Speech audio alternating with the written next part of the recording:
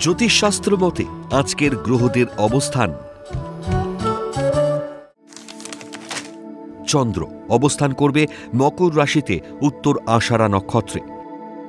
দ্বিতীয় স্থানে রাহু অবস্থান করবে কুম্ভ রাশিতে পূর্ব ভাদ্রপদ নক্ষত্রে। তৃতীয় স্থান মীন রাশিতে বক্রী শনি অবস্থান করবে পূর্ব ভাদ্রপদ নক্ষত্রে।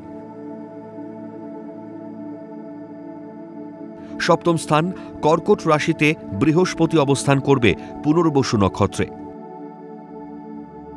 অষ্টমে সিংহ রাশিতে কেতু পূর্ব ফাল্গুনী নক্ষত্র অবস্থান করবে। নবমে কন্যা রাশিতে শুক্র চিত্রা নক্ষত্র অবস্থান করবে। দশম স্থান তুলা রাশিতে রবি স্বাতী নক্ষত্র অবস্থান করবে।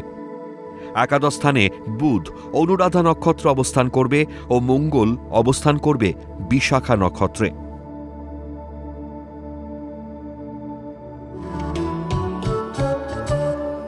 আজকের দিনে জন্মগ্রহণ করলে রাশি মকর, নক্ষত্র উত্তর আষাঢ়া, তিথি শুক্লা সপ্তমী,